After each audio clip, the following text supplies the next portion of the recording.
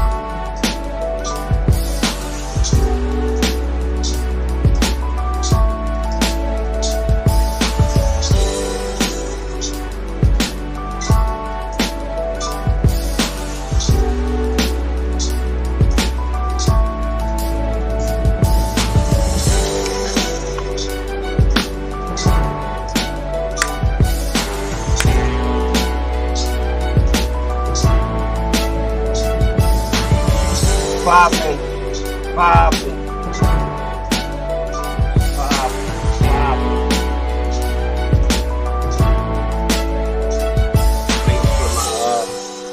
As soon as we load up on YouTube, taking off. I'm going there.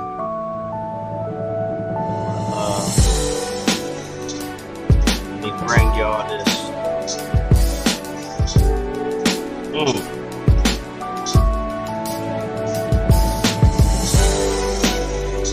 That's hammer right there, man. That's hammer.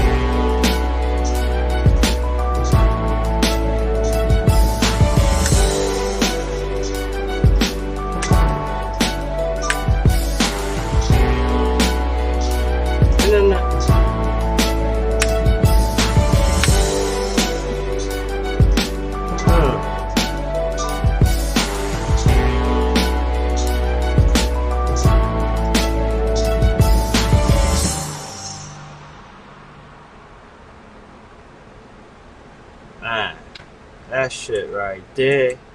Can't say that shit ain't that hammer. It's cracking, everybody. Shout out to everybody in the young world. Hope everybody having a blessed day. Hope everybody enjoying their day.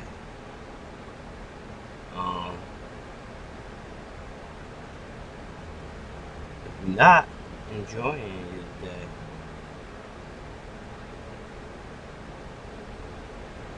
make sure you do, man. Tap in with the family. Tap right in right here, CoalitionTv. And talk about whatever anybody would like to talk about. Opening up is always good, y'all. All this shit you see going on with Puff, shit wasn't even going on. And Puff would have just kept it real with itself. You know what I mean? Puff, these niggas getting trapped in dimensions. That's what I see going on. Let me tell you what I mean by that. A lot of y'all tell, man, this shit y'all ain't gonna be.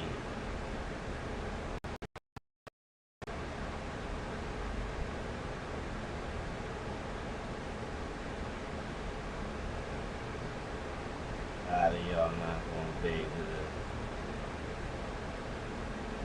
to decipher this shit. You know what I mean?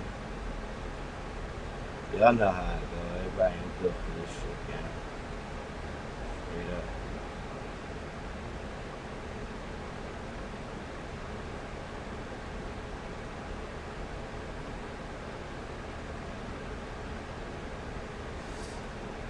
Yo, what's going on? Shout out to my family on YouTube. Shout out to my family on Facebook. Bang! Let's get it. Coming from all different angles.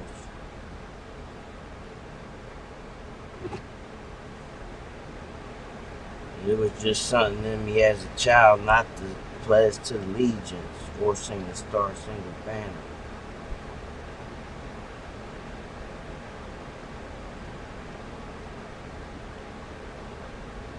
Be looking back like, was that the answer?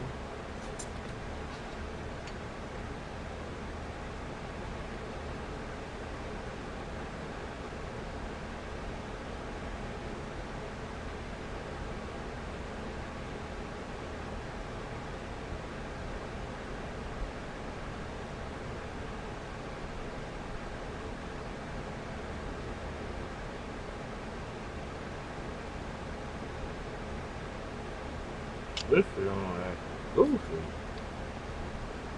Fuck. Goofy. Ain't that shit that goofy. You feel me? Ain't got time for that right now. Fuck that goofy shit. Never on that P's and Q's.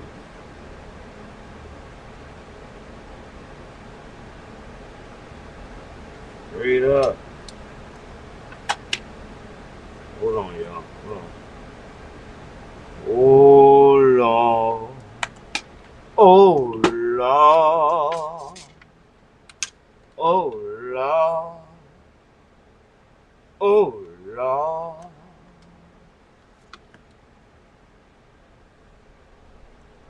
Kids, if you watching Biggerville, stay in school, man. Straight up. Stay in school, become something like an architect, a doctor, like, you know what I mean? Some real shit, man. Stay in school, man. And do that shit for real. Because these basketball players and football, sports, athletes, and entertainers, I'm going to tell you, see, they ain't living their life for real. I'll be right back. Stay still.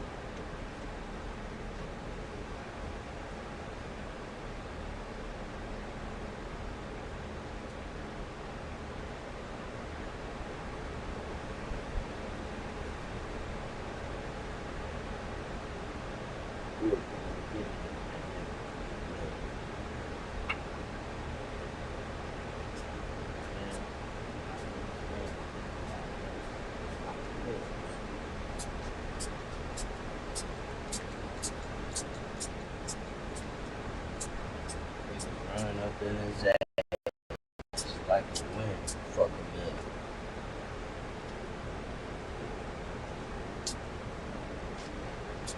And that goes for Jada and Will.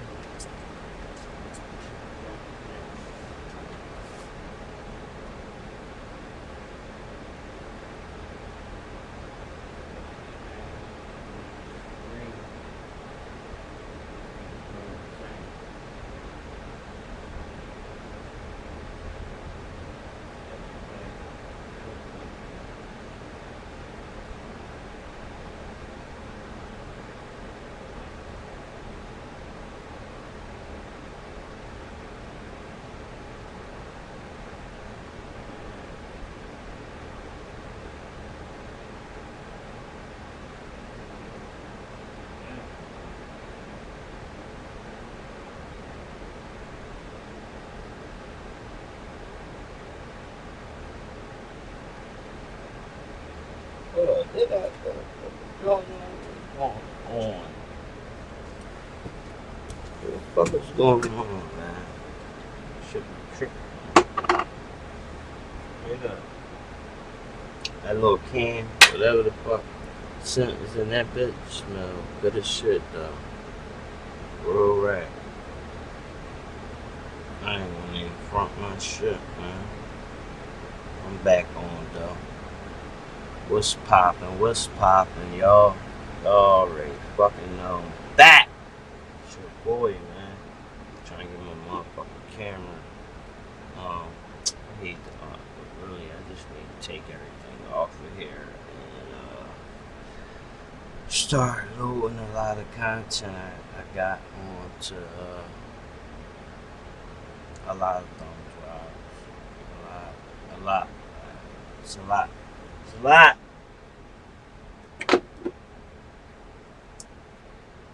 Need some editors, some real good editors who willing to work, get that money. Serious inquiries only. If you're an editor, if you're not an edit, get with me. I say the starting rate probably anywhere to like five a week. But you can make up your own schedule, you know what I mean? All that. Real job. You know what I mean? But on some real shit, I need some editors. Some editors that know how to edit. I got all this content that must get edited and put out. You know what I mean? So, if anybody, and if you refer somebody, if you know somebody, then I'll give you $100. You know what I mean? The editor good, you know what I mean? Fuck it. I give you more. We can work something out. You know what I mean? Depending on how good it is. But how everybody been doing? I hope everybody been having a blessed day, enjoying themselves. You know what I mean? Shout out to everybody on Twitter. Shout out to everybody on Facebook. Shout out to everybody on YouTube. I'm on 3 different platforms right now speaking. Alright? Straight up. Let's get down. All y'all just need to come to YouTube, because Facebook, y'all not gonna see what YouTube is about. To say, you feel me? And yeah, I think y'all might want to get on over here, Facebook. I ain't even think about that. And this is where I need to be paying attention to. The screen.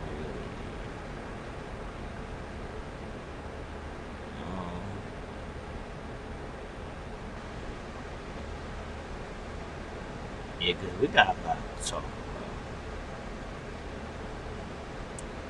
about. We got a lot to talk about. We got a lot to talk about.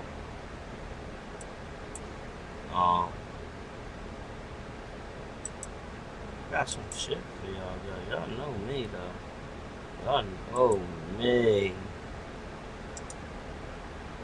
You know, I'm always going down them rabbit holes.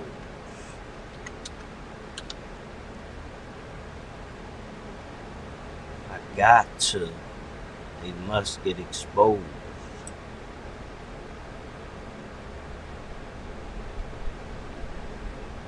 A lot of their ass running now.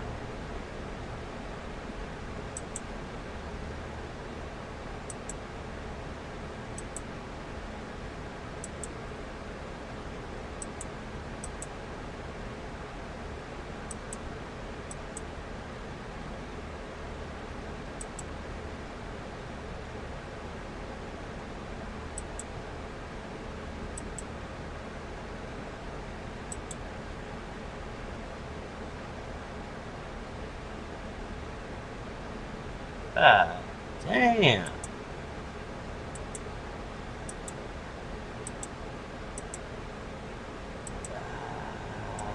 Damn. I don't even know half of this shit is on there. Holy fucking shit. It's crazy.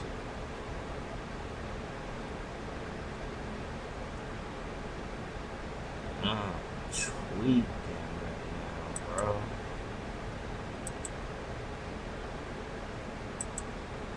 Tweaking.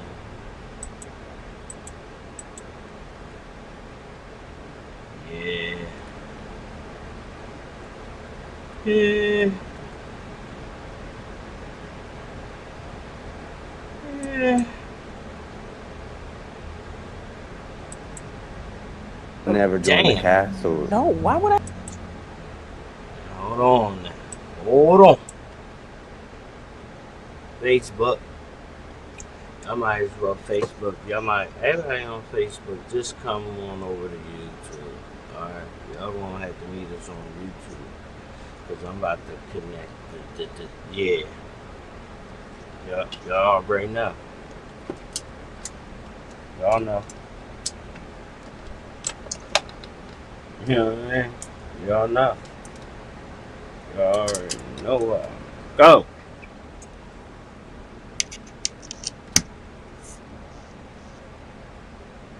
We gotta get that. I gotta get it. I gotta get that down. We gonna end this down.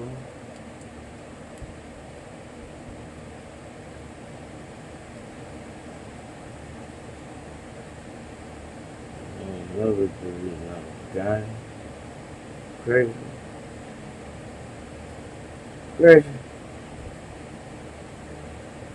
We'll never delete. Unless we gotta delete niggas off feet. Some niggas thinking it's sweet until the day. It's me.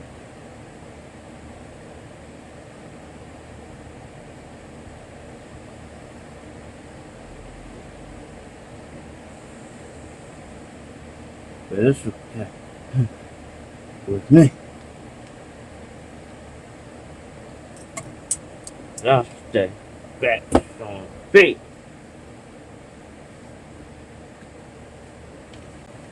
Alright now. What's poppin', young world? Oh yeah, this is a little bit much better. Look, better.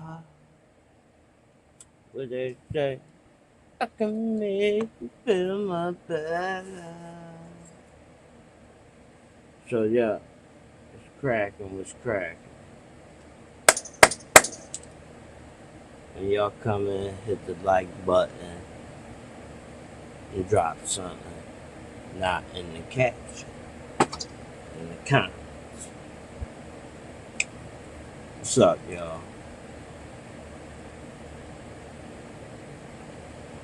Welcome to another fucking explosive episode of Exposed. This is episode 3.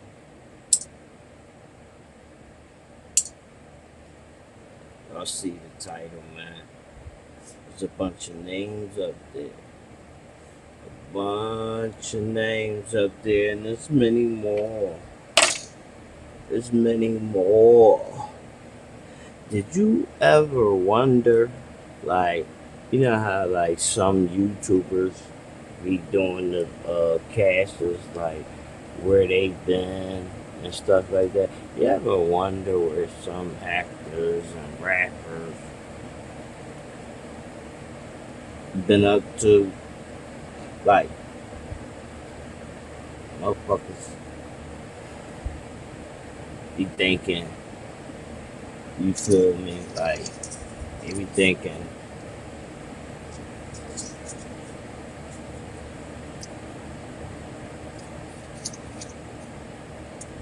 Motherfuckers be thinking I'm younger,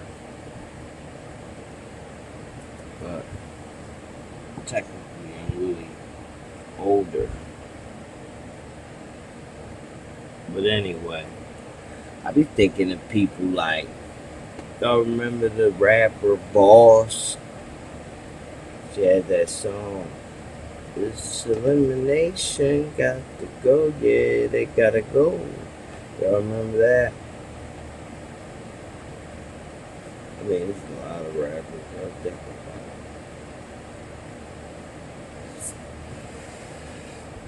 Y'all see Piers Morgan, a pilot. What y'all think about Piers Morgan had to take out uh, a part of his podcast where Jaguar Wright was talking about the Carters. Well, allegedly, uh, the Carter's lawyer, yeah, they gave Morgan a phone call. Told that nigga, cease that bitch. You know what I mean?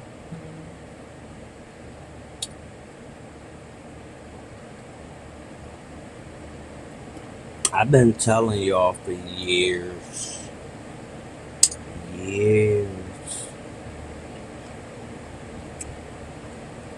My nigga Big A will tell y'all. I'm telling y'all niggas. Yes. About these Colts.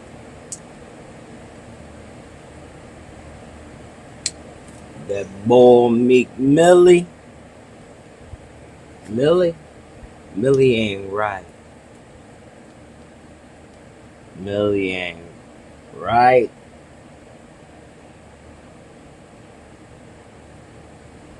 And Millie, it's time for you to come out that closet, boy. You know you been in that goddamn closet. It's time to come out. A lot of your records wasn't selling, man. DIDDY wanted you. They got you, bro. They kept making you sit in that cell. Gave in.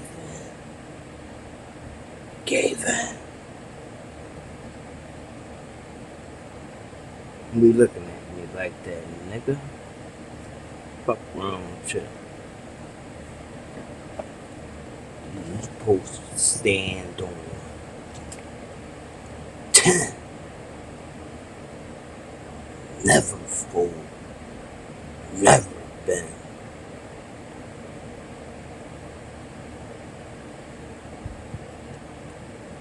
Sorry, friend. Now I'm back here.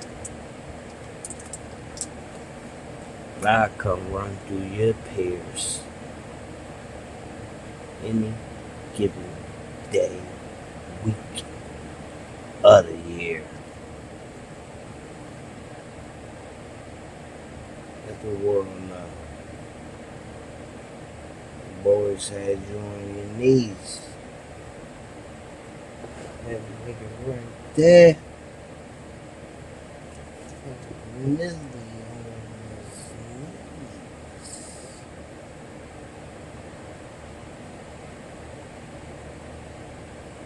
Care what y'all say. That audio real. Shout out to Nicki Minaj.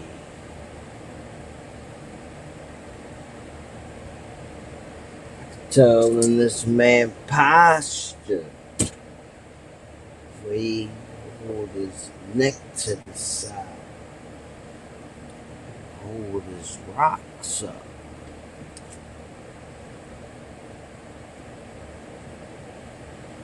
He the livestock. That means shoot they come in his mouth. He a lot stuck.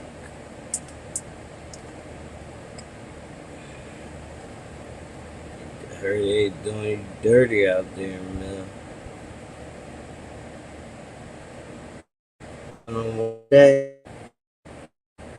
One day, these tapes is gonna come out.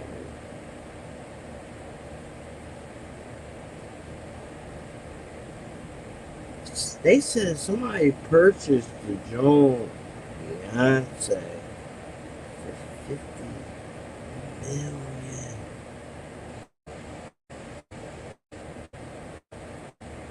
$50 million. Now this is the thing. We don't know if he did it like to protect B,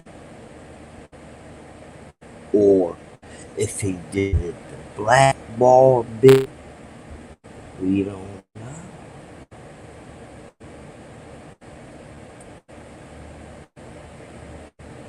They said they got MEEK on there screaming and everything.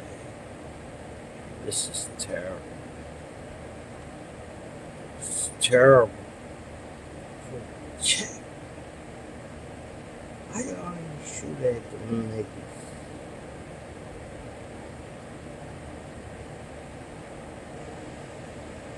What made you get mad?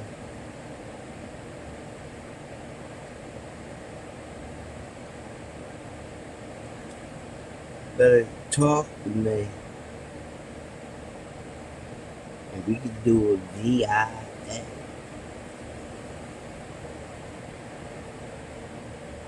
Because right now, it may be for a few more years. I don't want none of y'all niggas around me. Y'all got venom in y'all. Real shit. A lot of y'all. I ain't fucking with it.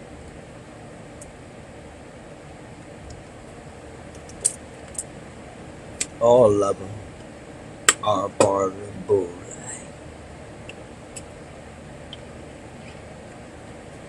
You ever hear of the blue lane?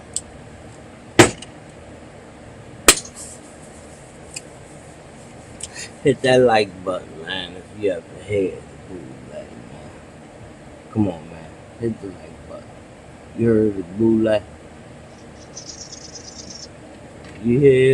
If you heard of the blue lane, I want you to hit that like button, man. Right now. And I don't mean right now, I mean right now.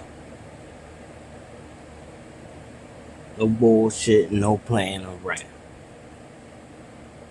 This shit can't be profane. It's like, no.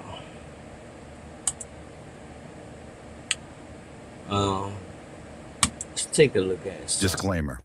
The following documentary contains allegations in investigative journalism based on publicly available information.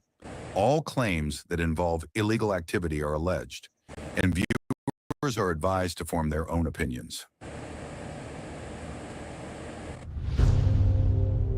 Welcome to Surviving Diddy, the Boulay Bad Boy. This is not just a story about a mogul.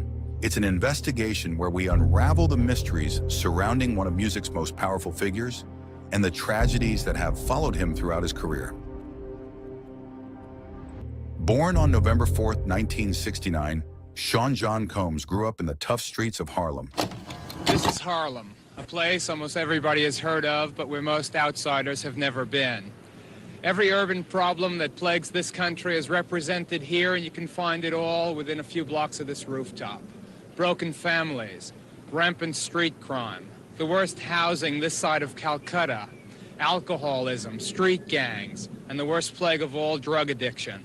The son of Melvin Combs, a man with alleged ties to drug kingpin Frank Lucas, Sean was exposed to power and violence at an early age.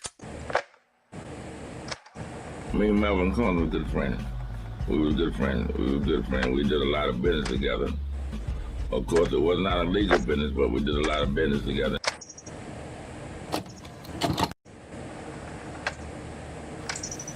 Mob murders not only mess up sidewalks, they also hurt neighborhood reputations. Bensonhurst in Brooklyn is a perfect example. A lot of very nice people live there who wouldn't think of breaking the law. The neighborhood takes a bad rap because of the few who do. Combs first experienced tragedy in 1972 when his father Melvin was murdered, an event that would shape the young boy's ambitions. After the death of his father, Sean's mother Janice took on multiple jobs to raise. Now check this out. I want y'all to pay attention deeply to this documentary. This documentary, y'all. This documentary. Very important.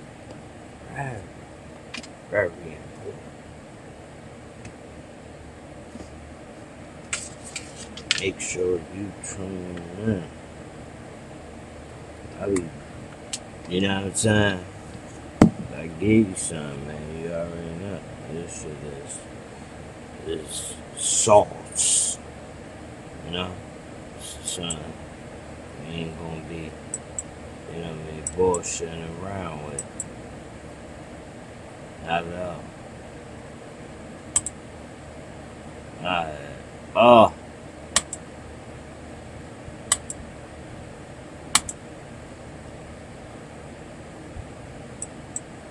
Puffy don't play about that song. Raise him. However, some rumors suggest that these jobs may not have always been what they seem. Despite the challenges, Sean's drive to escape the struggles of Harlem led him to Howard University. Yeah, right here. Let me just turn around here. This where we was in here, you know, downstairs in the basement. You know what I'm saying? Hey, yo, let me see. Nah. I got put. Nah. Get this old school. Howard University versus Uptown Records. Diddy's ambition knew no bounds, quickly earned a reputation as a master party promoter, but academia wasn't for him. In late 1989, he dropped out to pursue his passion for music and scored an internship at Andre Harrell's Uptown Records. For Jodeci tonight, Mary J. Blige, and Father MC. And all put together by, first this man in the middle here, and then he's passed it on to, I guess, his son. Protege. Yes, yes. Puffy. Yes. Tell me a little bit about this man and why you like working with him. Because, you know, he's not intimidated by youth, you know what I'm saying? He knows the importance of leaving a legacy behind. Because we need more adults out there that's going to teach the young, such as myself, and, you know, basically leave a legacy behind, leave something behind, you know. His time at Uptown catapulted him into the music scene. Combs was instrumental in shaping the careers of Mary J. Blige and Jodeci, marking the start of what seemed like a golden era. But even then, dark clouds followed him. In 1991, a celebrity basketball event he hosted led to a stampede at City College of New York, resulting in 9 deaths. I don't want anyone to forget what the show's supposed to be about, and I want to devote the rest of the show to making sure that what happened to their children never happens again.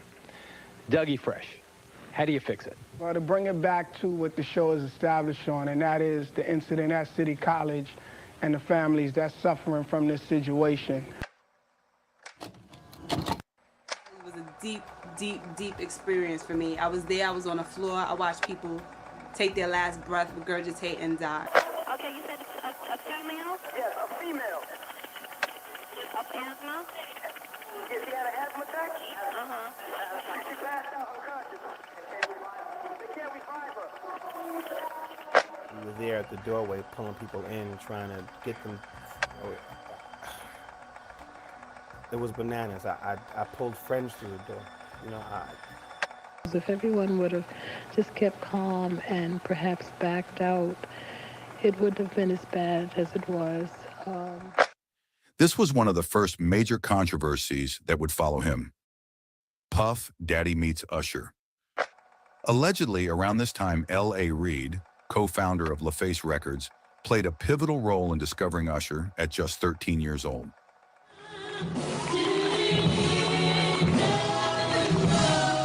He really charmed the girls in my office. Couldn't believe it. Couldn't believe this little kid was doing all the things he was doing, getting in their face, kissing their hand. LaFace Records, a label that operated under Clive Davis's Arista umbrella, wanted to develop Usher into a superstar. Reed, recognizing Usher's raw talent, believed he needed guidance from an industry heavyweight with a proven track record. This led Reed to send Usher to Puff Daddy's notorious Flavor Camp for artist development. At the camp, Diddy exposed Usher to the party-heavy culture of the entertainment world. This period was formative for Usher's career, but it's been rumored that the exposure to such an environment at a young age also had its challenges. To New York City. And I lived with Sean Puffy Combs for a year. That's the crazy thing. Now, that was L.A. Reid's idea, right? We're sending you over to something called Puffy Flavor Camp. There you go. To learn Flavor Camp? Yeah, that's what it was called. And you're going to go to Puff Daddy's. He's going in the 90s. Do you understand what that's like? Puffy's place was like just filled with chicks and orgying like nonstop, right? No, not really. I mean, but hey, it was curious. I got a chance to see some things. Off the garden stage. That's my brother right here from day one. We used to wake up and, damn, pause, but like, check this out.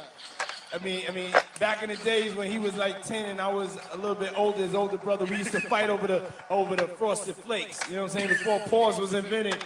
You know what I'm saying? But it's my brother for real. We used to actually wrestle off of the Frosted Flakes because he used to always get up early with me. Now he's one of the richest stars in the world. And Yo, what the fuck did Puff just say?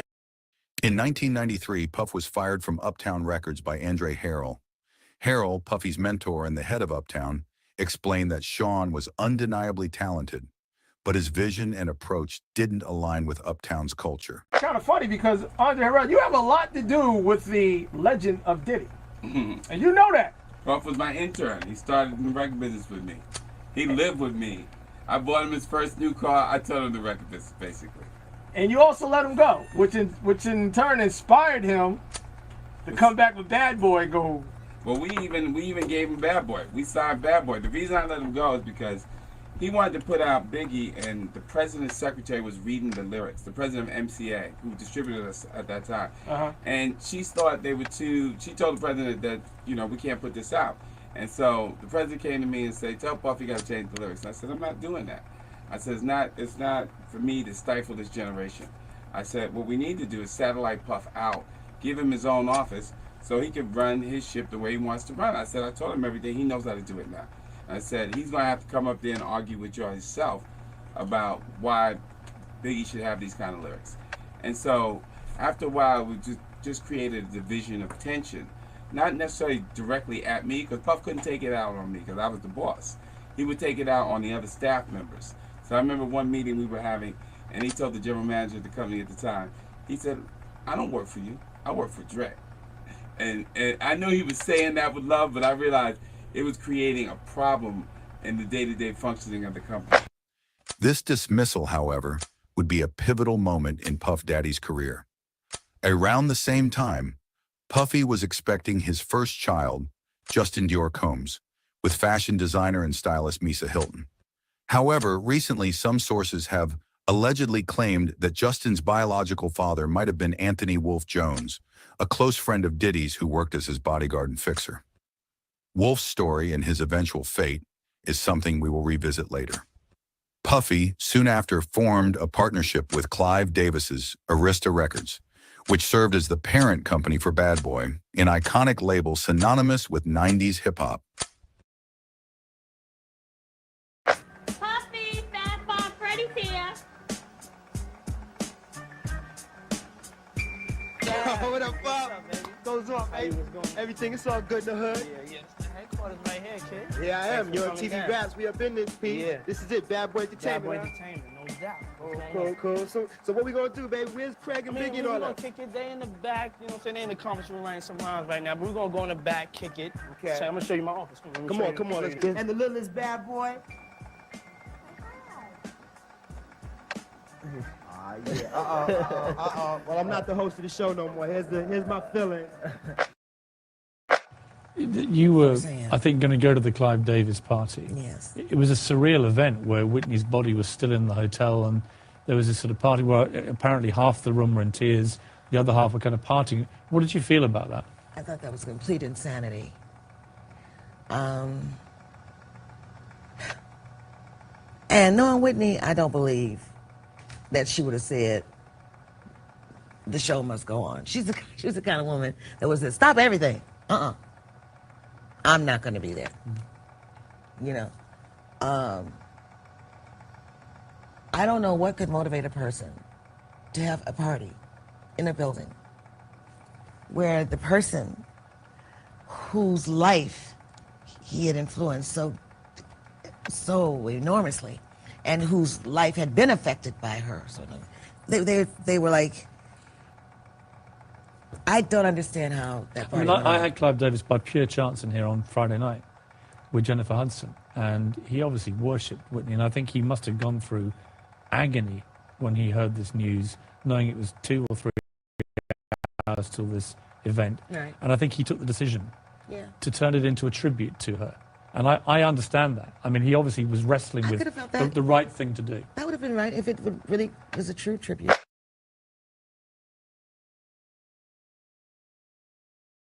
They say, hurt people, hurt people. Is it possible that Puffy learned the art of hosting Hollywood events from his association with Davis? Clive Davis, a legendary figure in the music industry, was known for throwing extravagant and exclusive pre-Grammy parties since the mid-70s. Could these pre-Grammy events have planted the seed? Only time would tell. By 1994, the meteoric rise of Bad Boy Records clashed with its West Coast counterpart, Death Row Records, igniting one of the most infamous feuds in music history. This rivalry would soon spiral into a violent conflict, ultimately claiming the lives of 2 of hip-hop's brightest stars, Tupac Shakur and Biggie Smalls. I'm scared to do some freestyle. I'm scared to do some freestyle. A turning point came when Tupac was shot during a robbery at Quad Recording Studios in New York. Although he survived, Tupac grew increasingly convinced that members of Bad Boy, including Sean Diddy Combs, were either involved or had foreknowledge of the attack. So, do you think Puffy was involved in the shooting? Only they can answer that question. I have my own opinion, but I wouldn't slander their name like they did mine. I wouldn't say things that I knew, you know what I mean? I believe so. I do believe so. I have proved things that I could say that will back up my claim, but this is not for the world to know about. You know what I mean? It's between me and him. The Tupac article had me pissed off, you know what I'm saying?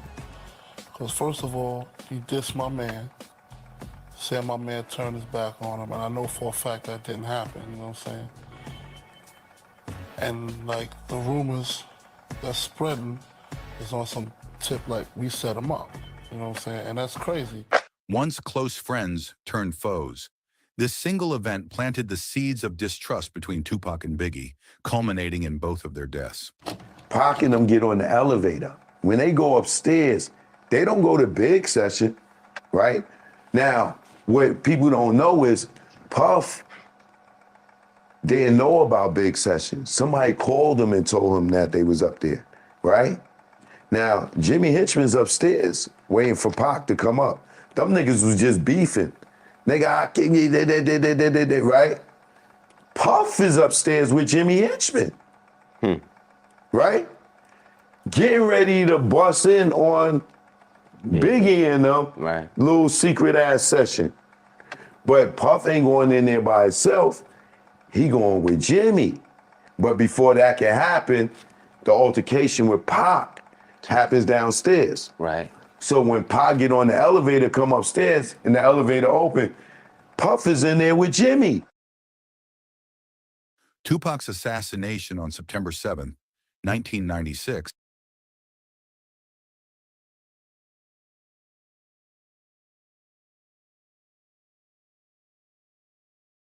sent shockwaves through the music world.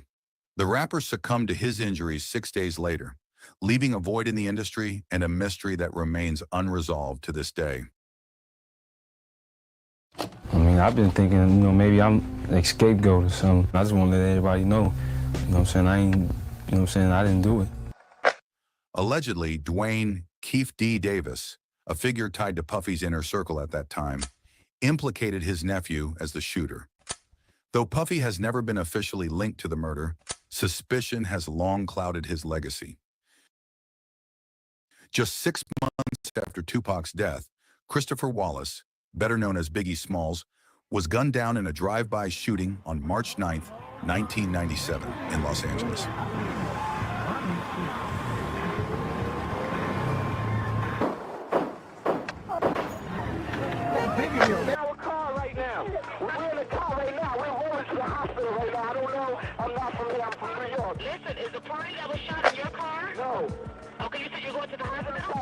me. What hospital are you going to? I don't know. I'm not from here. Let's go, man.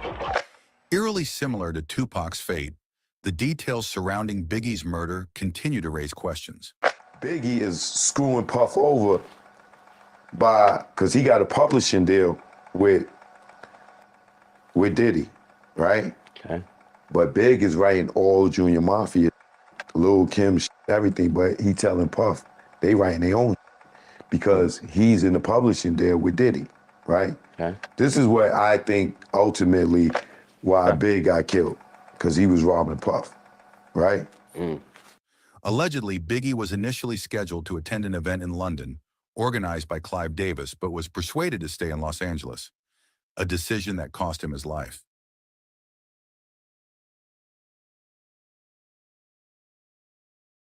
Kim Porter. Amidst the turmoil that engulfed Diddy's professional life, rivalries, deaths, and mounting pressure, one person brought him much-needed solace, Kim Porter. The two began dating in the mid-1990s. In 1998, they welcomed their son, Christian King Combs. Christian.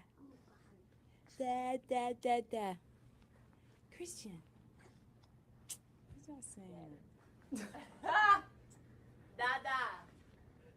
Marking a significant turning point in Diddy's life. Fatherhood brought a new sense of purpose for him, and Kim's nurturing presence encouraged his desire to create a legacy, not just in but as a father and business. We'll delve into the life and legacy of Kim Porter after the infamous 1999 club shooting. Rap mogul Sean Puffy Combs pleaded not guilty today to charges stemming from a nightclub shooting. It was supposed to be a night like any other in the glitzy Manhattan club scene. Sean Diddy Combs, along with his then-girlfriend Jennifer Lopez and rising bad boy artist Shine, were at Club New York. But what started as a typical night of celebration ended in violence. Sunday evening, I went to Club New York, and under no circumstances whatsoever did I have anything to do with a shooting. I do not own a gun, nor did I possess a gun that night. I had nothing to do with a shooting in this club. An altercation broke out in the club, leading to shots being fired. Chaos erupted. 3 clubgoers were hit by stray bullets, leaving one woman, Natanya Rubin, permanently scarred after being shot in the face. There was really nowhere for me to go. Where I was standing, there was a wrought iron metal rail to my back. I couldn't go, there was a drop over that. In fact, one of my friends fell over it onto the dance floor after everything happened. There was nowhere for me to go.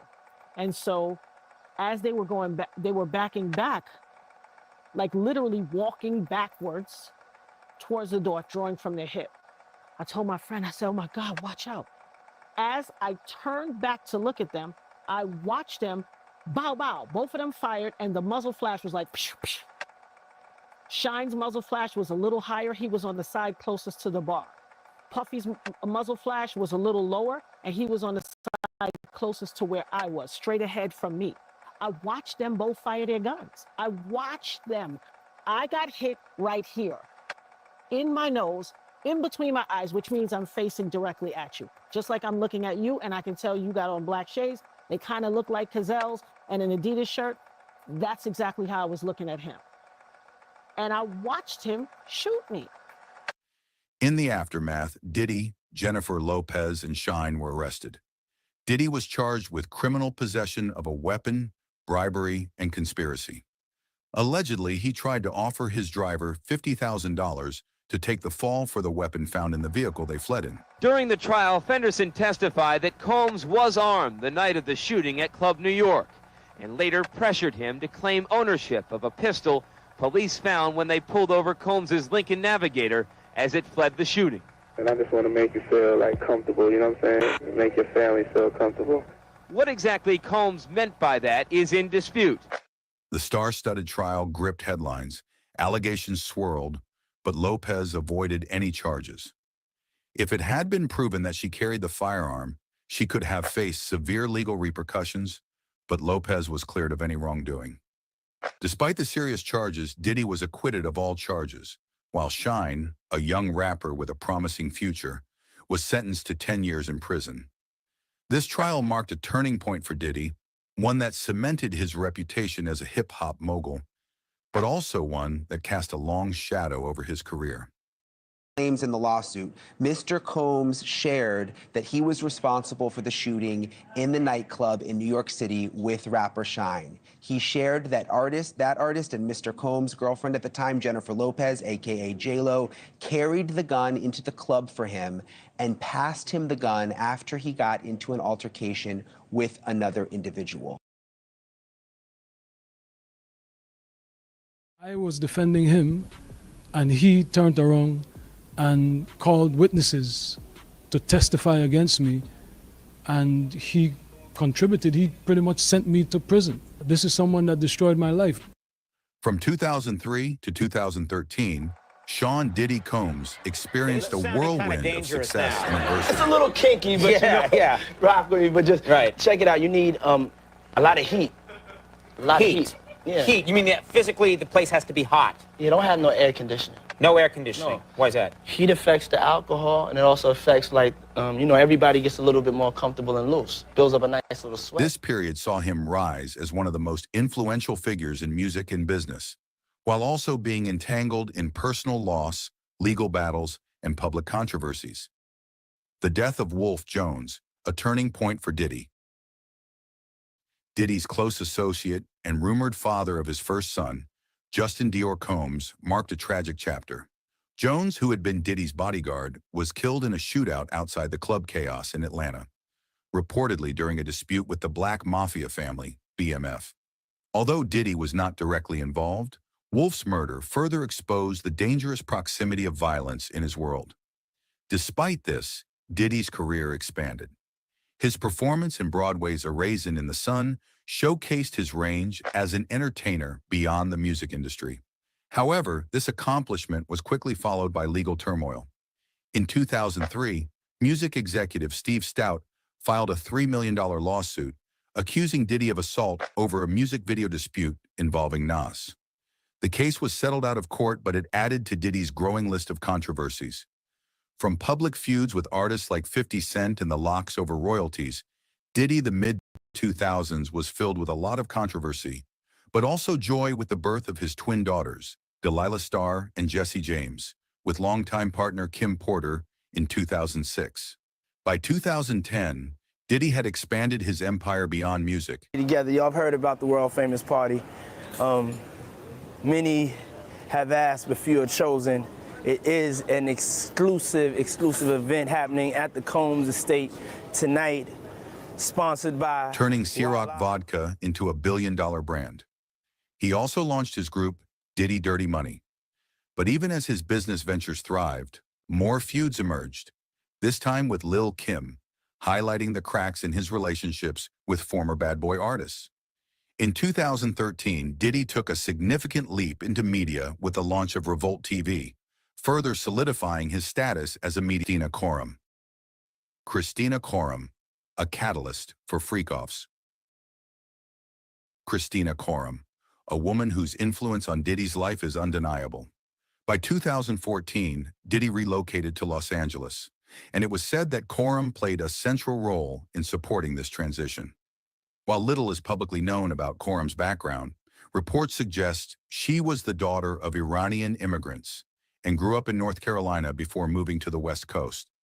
In Los Angeles, she became well-connected in the fashion, marketing, and entertainment circles. Coram's presence in Diddy's life is often linked to the radical changes he underwent during this period. When he was in New York City, he was like that gecko from the Geico commercial. Then he turned and started going, when he lived in Cali and Miami, he turned into Godzilla. I would see him talk about how he using drugs. He was never like that. Smoking cigarettes, smoking weed and everything like that. He turned into something that you could consider a monster, bruh. Then he started doing things to people, you understand, that he learned. His lavish Holmby Hills mansion became infamous for wild, drug-fueled parties, and whispers about her role as his new fixer surfaced. Some have compared her influence to that of Ghislaine Maxwell in the world of Jeffrey Epstein, but the full extent of Karam's involvement in Diddy's personal and professional life remains shrouded in mystery. Diddy's LA move quickly spiraled into something darker and more controversial. Homeland Security agents have raided the home of rapper Sean Diddy. Has been raided by Homeland Security. Of course, we're looking. Raiding the Los Angeles and Miami Beach homes of rap mogul Sean Diddy Combs. And tonight we are learning the raids could be linked to this part of the story later. 18th May 2018, John Oddie and the Boule. In May 2018, a bizarre incident occurred at the Trump National Doral Golf Club in Miami. A man named Jonathan Oddie entered the resort, brandishing a gun and firing shots. I want to know. All while displaying an American flag and shouting pro-Trump rhetoric. Oddie was arrested after a shootout with police, but it wasn't the violence that kept him in the headlines. It was what he said afterward that raised eyebrows.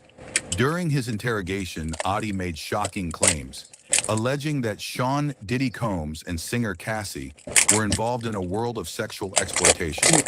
He painted Diddy as a voyeur, a cuck, claiming the music mogul would watch as Oddie engaged in strange acts with Cassie. More disturbingly, Oddie insinuated that these encounters were part of a larger, sinister network tied to elite, powerful figures. You know Sean Combs? Puff Daddy? Yeah. P. Diddy, whatever you call himself these days. Yeah, go ahead. Yeah, he's part of what's called the Boule. The Boule is a branch of the Illuminati. Okay. It's the black people. I had sex with Cassie and Sean. Basically, he would masturbate and tell me what to do with Cassie. I had like 15 encounters, and I heard a lot of business. Because what they would do is Sean talks a lot on the phone and on the TV with speakers and stuff, and I was like a sex slave, okay? For them, that's what I was. That's all right? You're gonna believe me. You have what's called the Illuminati. Illuminati. Okay. Yeah, Illuminati, okay? They've made it in dance. Basically what it means, illuminated. I got you. Okay? They do satanic ritual abuse, which is basically CIA mind programming techniques to their own family, kids, etc. in the group, and they bond that way, okay? So they do sexual pedophilia, they do animal abuse, killing of animals, blood sacrifices, and everything in the Bohemian Grove. Diddy and Ross and Khaled, they're all gay. Okay? DJ Khaled, Rick Ross, and P. Diddy? Yeah. They're all gay? Yeah. Got you. All right. Khaled is a Hamas supporter. Okay. Who supporter? Hamas. Yeah. Sorry, I said it wrong. No worries. No. The family here of the Illuminati are descendants of the royal British family. Okay. Donald turned his back, but he's still trying to negotiate a peaceful way out, and they have an agenda to kill him. Okay. Your mind is really predisposed at this happening, and you accepting it. Okay. What is the Boule? To understand the gravity of Oddie's claims, we need to look deeper into the Boule. Officially known as Sigma Pi Phi, the Boule was established in 1904 as the first African-American professional fraternity. Often described as the black version of Yale's infamous Skull and Bones Society, it was founded to bring together black men of elite status to foster leadership, professional success, and influence in their respective fields. While the Boule operates largely in secrecy, its members are often influential public figures, doctors, lawyers, politicians, religious figures, and entertainers, tapped up from high schools, colleges, and professional environments. Over the years, many have been accused of being part of this exclusive circle. There's a certain profile that fits those allegedly tied to the Boule, individuals of prestige influence. People like the late Clarence Avant, known as the godfather of black music, are often rumored to have connections to such organizations. However, we must be clear, We are not claiming Avant himself was a member, but figures of his stature, with deep industry ties and influence, embody the type of individual who would be sought after by such elite groups.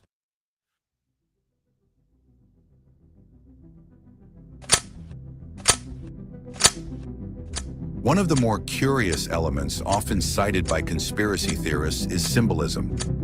What was up with Prince Harry's hand during that photo op with the First Lady? Was he making a cryptic sign to ward off the devil? That's the kooky theory burning up the internet today. For instance, basketball superstar LeBron James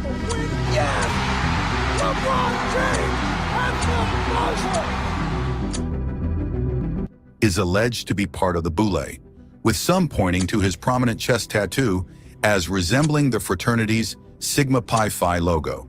Theories like these have long been floated in certain circles. Hey, everybody know ain't no party like a Diddy party. So. That powerful black figures, whether in entertainment, sports, or politics, are connected to hidden networks of influence. In the case of Diddy, his immense influence over the music industry, as well as his political involvement, has only fueled suspicions. His vote or die campaign and open support for Democratic candidates have led some to suggest that his political efforts are part of a larger agenda.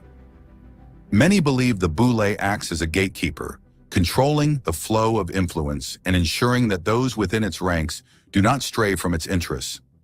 Diddy's long-standing influence in the entertainment world, combined with his ties to political power, raises questions about the forces that may have shaped his career behind the scenes.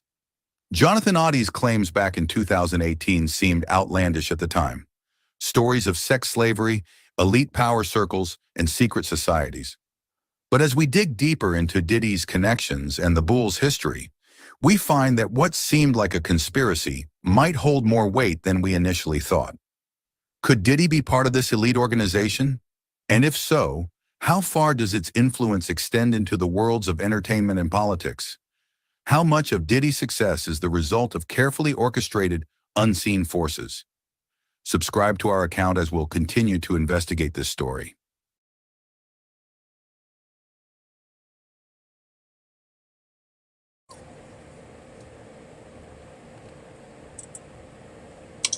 Yo. They are seeing saying.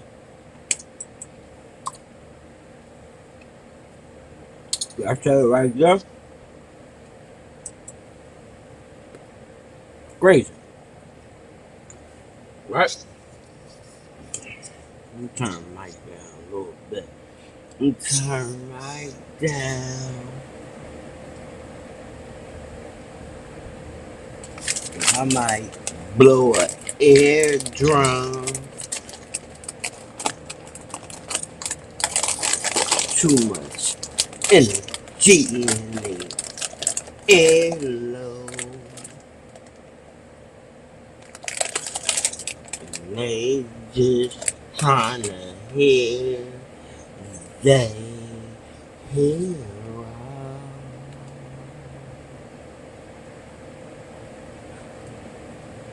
I'm a hero.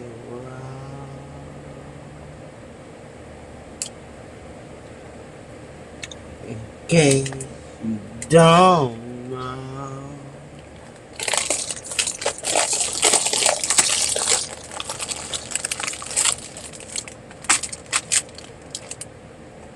A nigga probably said Illuminati want my mind, soul, and my body.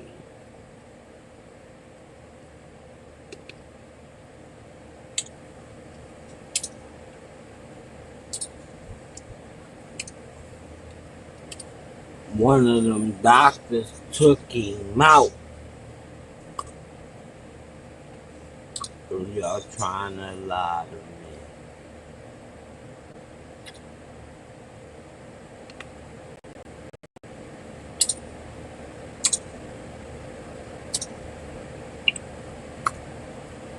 Welcome to the generation.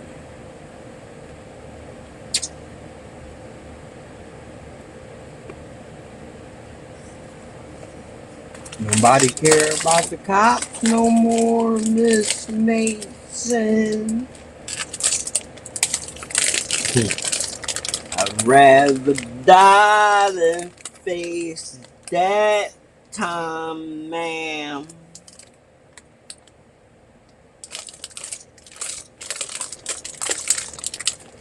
I ain't even that fucking crazy. Goddamn.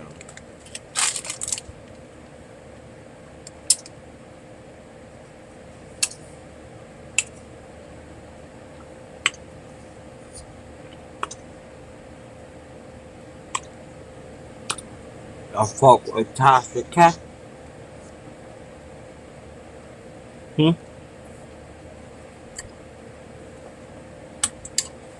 Hmm? Hmm?